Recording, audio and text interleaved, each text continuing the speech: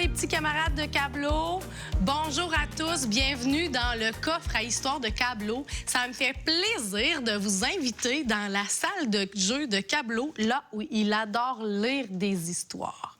Je m'appelle Madame Sandra et je vais vous raconter deux des histoires préférées de Cablo dans son grimoire bien rangé dans son coffre magique. Pour l'ouvrir, il faut dire une formule magique et faire des mouvements. Alors, à la maison, je vais dire la formule magique et je t'invite à faire les gestes avec moi pour être sûr que ça fonctionne. Alors, t'es prêt? Oui! Chers camarades de Cablo, nous sommes prêts pour notre histoire. Ce serait très rigolo d'avoir accès à ton grimoire. Tape des mains 3 fois. 1, 2, 3. Saupoudre un peu de ta voix. 1, 2, 3. Méli-mélo. Et un petit clin d'œil pour Cablo. Et voilà, on va aller voir si ça fonctionne. T'es prêt? Attention. Oui! Ça a fonctionné! Et voilà le grimoire de Cablo. Un grimoire, c'est un beau livre comme ça dans lequel on peut y laisser nos histoires. Et Cablo met ses histoires préférées dans ce grimoire-là. Notre première histoire s'intitule « L'acrobate ». Hier, Billy a eu un cours d'acrobatie à la garderie. Une acrobate est venue montrer au groupe comment bien faire des pirouettes, des sauts, des culbutes, des équilibres sur les mains, des grandes roues. Billy a réussi à faire presque toutes les acrobaties présentées. Mais la plus importante difficulté pour lui, c'était de faire la grande roue. Vous savez, celle qu'on fait et qu'on se ramasse les mains au sol, la tête en bas et les pieds dans les airs. Ce matin, à la garderie, Billy souhaite réussir le défi qu'il n'avait pas réussi la veille. Dans un coin de la salle, il y a des tapis de sol pour se reposer ou pour faire des acrobaties. Billy, avant même de saluer tous les amis, va directement sur les tapis de sol pour pratiquer sa grande roue.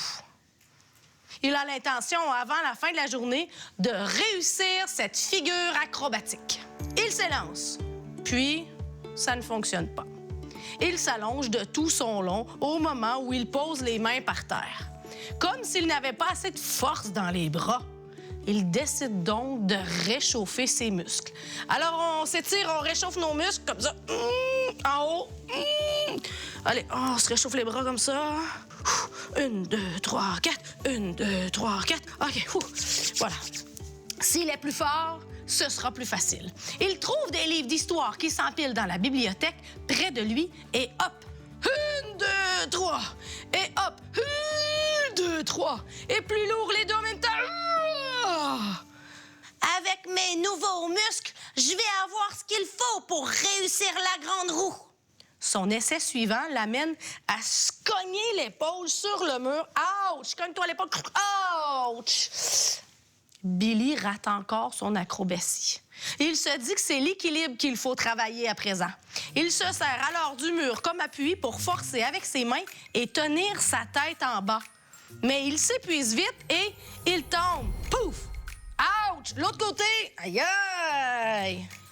Billy est découragé. Il préférait abandonner le défi, mais il s'était donné la mission de réussir.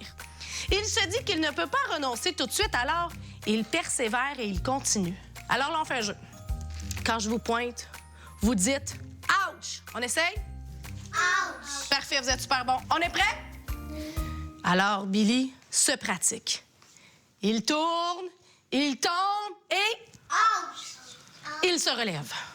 Il tourne, il tombe et... Ouch! Ouch!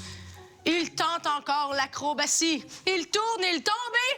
Ouch! Ouch! il tombe encore. Il s'allonge. Il est essoufflé. Mais il ne veut pas abandonner. Il se relève. Il tourne. Il tombe et... Ouch! il se propulse encore. Il réussit presque et puis... c'est l'heure de la collation du matin. Devant son muffin aux zucchini, même si Billy est affamé, il ne mange rien et se perd dans ses pensées. Il a le regard vide, triste de ne pas réussir à faire la grande roue. L'éducatrice vient s'asseoir près de lui pour lui demander pourquoi il ne mange pas sa collation. « J'ai pas faim. Je voudrais être bon comme l'acrobate qui est venu hier. Mais je n'arrive pas à faire la grande roue. » « Tu serais mieux de prendre des forces et de manger ta collation, » lui dit l'éducatrice. « Ça va t'aider à être plus en forme pour réussir ton défi. » Billy accepte de manger. Plus il pense à l'acrobatie, plus il souhaite abandonner. C'est trop difficile. L'éducatrice comprend et affirme. « Billy, tu ne peux pas abandonner maintenant. Je t'ai vu pratiquer la grande roue. Tu y es presque. Tu t'améliores à chaque fois que tu te reprends. Je suis certaine que tu vas l'avoir. » Elle prend un moment pour réfléchir. « Billy, j'ai 3 idées pour toi. » Billy est intrigué. Il veut savoir ce que son éducatrice a comme truc pour l'aider à réussir. Truc numéro 1. Faire d'autres acrobaties que juste celles que tu essaies de réussir. Billy sait faire des culbutes, des équilibres sur les jambes et peut faire des roulades. Il devrait alors se pratiquer pour devenir excellent dans toutes ses acrobaties. Après, la grande roue sera plus facile. Truc numéro 2. Faire un tableau de victoire. L'éducatrice demande à Billy quel animal, selon lui, est le plus agile. Le chat, qu'il a dit. Qu'est-ce que ça fait un chat?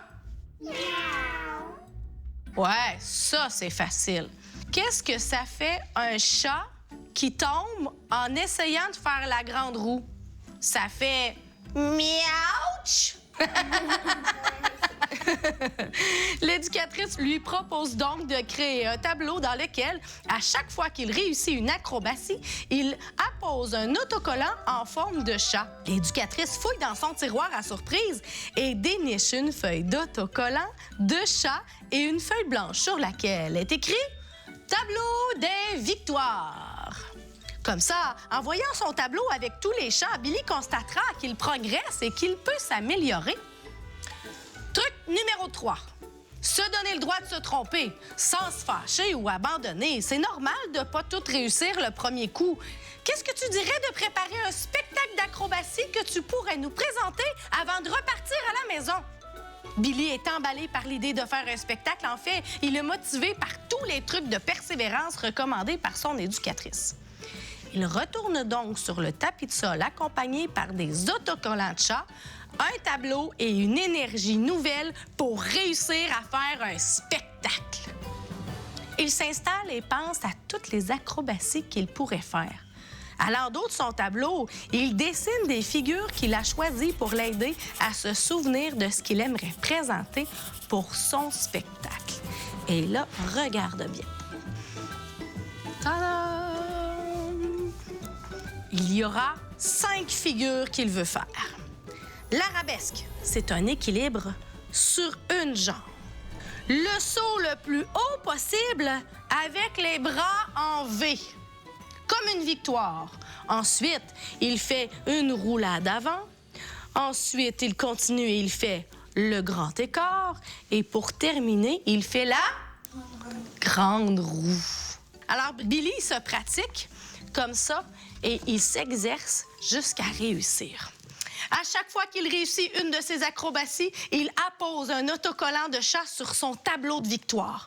Plus le temps avance, plus les chats s'accumulent. Billy s'arrête à peine pour dîner. Il avale ses macaronis au fromage et son biscuit au chocolat aussi vite que le temps que ça prend pour faire un étirement de mollet. Billy a l'impression qu'après avoir mangé, il a encore bien plus d'énergie qu'avant pour faire ses exercices. Après dîner, il continue à persévérer, à culbuter, à tourner et tomber et... Out. Ah, vous êtes rapide, c'est parfait! Mais il continue de s'améliorer et de s'amuser. Les chats s'accumulent sur son tableau. Son éducatrice avait raison. Ça donne à Billy le goût de persévérer. Plus le temps avance, plus il sent qu'il sera prêt pour le spectacle. Il se pratique encore. Il persévère, il continue, il tourne, il tombe et... Ouch. Il tourne, il réussit presque. Il se relève, il tente encore l'acrobatie. Il est essoufflé. Il tourne, il ne se décourage plus. Il veut continuer. Il se propulse encore. Il tourne et... Ouch. C'est l'heure du spectacle. Tous les amis de la garderie s'approchent pour voir les prouesses de Billy. Il salue la foule devant lui. Comment on salue la foule? Comme ça. Quand on met la main sur nous, on fait? Ouais, comme ça. Merci, monsieur, madame, merci. Il prend son courage dans le regard de son éducatrice. Elle lui fait le plus beau des sourires. Et il s'élance. L'arabesque. Il tient en équilibre sur une jambe. Il saute le plus haut possible, les bras en V. Ensuite, c'est une victoire. Ensuite, il fait une roulade avant. Un grand écart. Et il termine avec la grande roue. Il s'élance. Il tourne et il réussit à la perfection. Ouais, on applaudit Billy. Hurrah! Wouh! Puis, en levant les yeux vers la foule, ses parents sont là. Ils ont tout vu le spectacle de leur fils. Les parents de Billy s'approchent de lui et le serrent dans leurs bras. Billy n'arrive pas à savoir si c'est sa propre fierté qu'il ressent ou tout l'amour de ses parents. Mais il est heureux d'avoir persévéré. Billy, il est un vrai acrobate maintenant. Et ainsi se termine notre histoire. Et voilà! La première histoire, elle est terminée. Pensez-vous qu'il a bien fait de persévérer, Billy? Oui. Oui, hein? Parce que quand on travaille fort, on finit par réussir qu'est-ce qu'on veut faire. Ça t'arrive-tu des fois de te décourager, de dire « Oh, je suis pas capable! » Ouais, hein? Alors, les camarades de Cablo, est-ce que vous avez envie d'une autre histoire? Oui! Yeah! Super! Alors, notre deuxième histoire s'intitule « Les ombres ». Alors, Logan se réveille en plein milieu de la nuit. Il est en sueur, il a peur, il est perdu, il vient de faire un cauchemar. Un cauchemar, c'est un rêve qui fait peur. Il appelle son père pour qu'il vienne le retrouver. Il craint de devoir poser les pieds sur le sol de sa chambre et d'être attrapé par un monstre. Peut-être qu'il y en a sous son lit, dans le garde-robe ou qui attend derrière la porte de sa chambre. Le père de Logan arrive et lui demande ce qui se passe. Logan lui raconte son rêve. « Papa, j'ai rêvé qu'un monstre était entré dans la maison et qu'il vous avait volé. Quand je suis arrivée dans votre chambre pour vous chercher, vous n'étiez plus là. Disparu, enlevé par un monstre. » Le père de Logan lui explique qu'ils ne sont pas en danger, que la porte de la maison est barrée et que aucun monstre ne pourrait entrer. Que les monstres, c'est nous qui nous les imaginons. Puis, il reste près de Logan jusqu'à ce qu'il s'endorme. Le lendemain matin, Logan ouvre ses yeux. Des ombres dansent sur le plancher de sa chambre comme d'immenses bras. Alors là, on fait les ombres de Logan. On fait des gros bras. Et là, on fait des grosses ombres. Il passe tout de suite au monstre. Il se dit que l'ombre qu'il voit, c'est le monstre qui s'enfuit avec ses parents. Il bondit de son lit et il s'élance vers leur chambre. Il espère qu'ils sont encore là et que l'ombre du monstre n'est pas derrière lui. Une fois dans la chambre de ses parents, ouf, Logan est soulagé. Les deux sont là dans leur lit qui dorment encore. Il va se blottir contre son père. « J'ai encore peur, papa. Il y a des ombres d'un monstre sur mon plancher. » Le père de Logan se lève et retourne avec lui dans sa chambre. Logan a peur d'entrer. Son père le prend dans ses bras et ils entrent ensemble. Sur le sol, il y a bien des ombres, mais ce ne sont pas les ombres d'un monstre. Ce sont les ombres des branches de l'arbre qui se trouvent dehors, près de la fenêtre de Logan. Alors, on fait des ombres? des branches d'arbres. Ouh! Les rayons du soleil passent entre les branches et dessinent des ombres sur le sol de la chambre. Logan et son père retournent à la cuisine pour déjeuner pendant que sa mère se prépare pour partir au travail. « Je te souhaite une belle journée », murmure maman. « Ne t'en fais pas, Logan. Si je vois un monstre, je ne le laisserai pas m'emporter. Je te le promets. » Puis, elle fait un clin d'œil, en voulant dire que les monstres, ça n'existe pas, mais elle sait que la crainte de son fils, elle est réelle, elle. Logan est un peu rassuré, mais la peur est encore là. Chaque ombre l'effraie. Ça lui donne l'impression qu'un monstre est là, pas très loin de la maison, qui guette et qui attend le bon moment. On fait des ombres encore. Alors, une fois la mère de Logan partie, son père lui propose de le dessiner, son monstre, pour lui montrer à quoi il ressemble. Comme ça, s'ils le voient, ils sauront le reconnaître. Logan commence alors à dessiner son monstre. Il a des gros yeux noirs, des cornes sur la tête, de longs bras de chaque côté du corps, des pieds de géant et des poils rouges sur son ventre. Peux-tu voir le dessin? Oui. Ça tombe bien. Regarde. Il ressemble à ça, son monstre. C'est vrai, son père trouve qu'il a l'air un peu épeurant. Le père de Logan prend alors le dessin de son fils et lui demande s'il a le droit de dessiner par-dessus.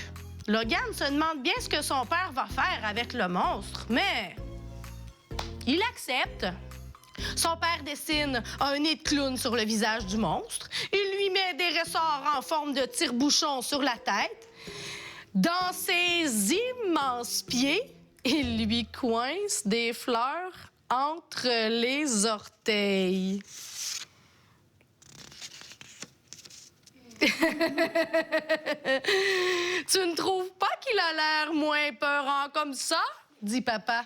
Tu sais, Logan, les monstres n'existent pas dans la réalité, mais je sais qu'ils existent dans nos têtes. Alors, si tu arrives à le rendre drôle, ton monstre, peut-être qu'il te fera moins peur. Logan trouve que c'est une bonne idée. Il se dit même que si le monstre déguisé par son père venait dans ses rêves, ce serait un rêve comique, pas un cauchemar, hein? La matinée se poursuit plus paisiblement pour Logan, mais il a encore de la difficulté à reconnaître que les ombres qu'il voit ne sont pas les ombres d'un monstre. On fait des monstres, les amis? On peut même en faire un peu qui font peur. Toi aussi, à la maison, tu peux le faire avec nous. Des grandes ombres. Midi sonne. Maman devait être là pour dîner. Elle n'est toujours pas à la maison. Les ombres et les monstres reviennent dans la tête de Logan. Ils redeviennent des menaces terrifiantes qui pourraient voler sa mère à tout moment. Le père de Logan n'est pas inquiété par le retard de son amoureuse, mais il propose à son fils de l'appeler pour voir si tout est OK. Le téléphone sonne. Sa mère décroche. Allô? Maman, est-ce que tu rentres bientôt à la maison? Est-ce qu'il y a un monstre près de toi? Je suis retenue au bureau. Je serai à la maison seulement en fin d'après-midi. Mais tu n'as pas à t'inquiéter. Il n'y a aucun monstre à l'horizon. Tu le sais, Logan, les monstres, ça n'existe que dans l'imaginaire. Ils ne sont pas réels.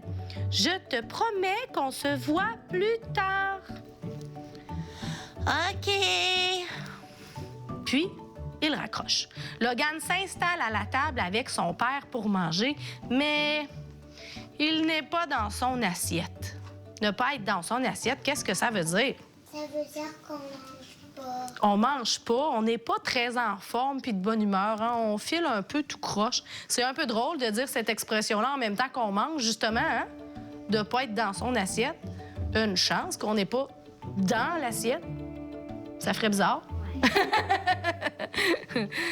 Logan ne mange pas vraiment.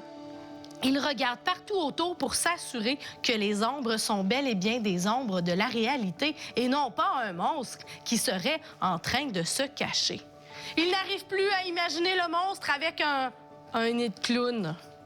Le souvenir de son cauchemar lui revient trop fort. Son père lui propose quelque chose. Qu'est-ce que tu dirais, mon grand, si, après le dîner, on prenait le temps pour construire ensemble un attrapeur de monstres? Un piège à monstres. Est-ce qu'il pourrait attraper les monstres aussi de mes cauchemars? Parce que j'ai peur que mon monstre revienne cette nuit et qu'il amène d'autres monstres avec lui. Son père l'assure que cette machine-là sera faite pour attraper tous les monstres qu'il peut imaginer et que s'il est posé près de son lit, il pourra même attraper les monstres qui sont dans ses rêves pour les transformer en drôles de monstres. Comme il l'avait fait ce matin en le dessinant. Son père sait que les monstres n'existent pas, mais il se dit que si la construction de cette machine peut aider son fils à se libérer de cette peur, il est prêt à y investir tout son après-midi.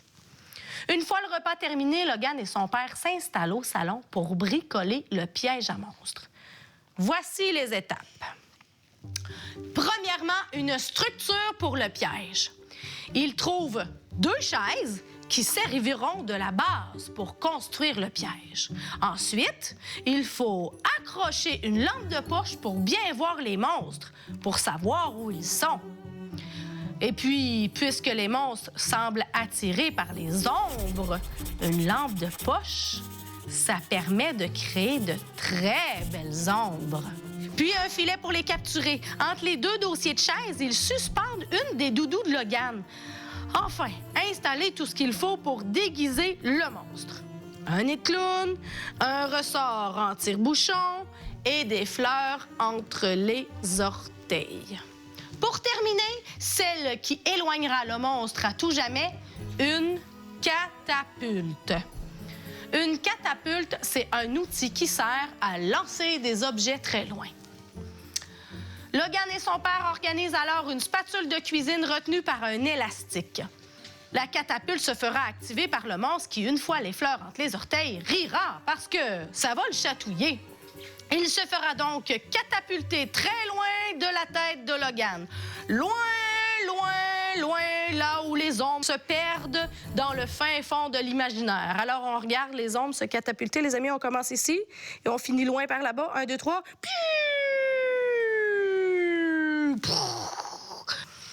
Logan se couche avec une petite crainte de revoir un monstre dans son rêve cette nuit. Mais son père installe sa machine à capturer les monstres tout près de lui. Il s'assoupit. Mais, au cœur de la nuit, Logan se réveille en sursaut. Des monstres ont encore hanté son sommeil. Le piège n'aurait pas fonctionné. Aucun monstre n'est coincé à l'intérieur. La catapulte n'a pas été actionnée. Pas de fleurs déplacées. Pourtant, Logan était certain de son efficacité. Papa a raison. Les monstres vivent seulement dans ma tête. Ils n'existent pas dans la réalité autrement. Le piège aurait fonctionné. Logan se promet de suivre les conseils de son père et de trouver par la force de son imaginaire les moyens de rendre les monstres rigolos. Puis, il se rendort en se disant que dès demain, c'est un nez de clown qu'il va mettre en dessous de son oreiller pour l'aider à se rappeler du drôle de monstre dessiné par son père et lui donner la force de ne jamais oublier que les monstres, ça existe que dans nos têtes. Et c'est ainsi que se termine notre histoire. Et voilà. Est-ce que vous l'avez aimé? Oui! Yeah! Super! Alors maintenant, avant que vous quittez, j'ai besoin de vous encore pour pouvoir fermer le livre et le mettre dans le coffre. Alors voilà, on a besoin d'aide pour fermer le coffre et mettre le grimoire en sécurité. Voilà. Là, je vais le fermer, mais il faut le barrer. Alors, tu es prêt à la maison? Je vais dire la formule magique et tu vas faire les gestes avec moi. Je t'invite à faire les gestes avec moi ici aussi. Alors, on y va avec la formule magique. Chers camarades de Cablo, ainsi se termine notre histoire. On se reverra bientôt après le repos du grimoire. Tape des mains 3 fois. 1, 2, 3. Saupoudre un peu de ta voix. 3, 2, 1, méli-mélo. Et un petit clin d'œil pour Cablo. Est-ce que le coffre se ferme? Oui! Yeah! On peut s'applaudir. Bravo! Merci d'avoir été avec moi. Merci à vous aussi à la maison d'avoir été avec nous. Ça m'a fait plaisir de vous voir ici. On se revoit bientôt pour des nouvelles histoires et des aventures avec Cablo. Bye bye! Salut!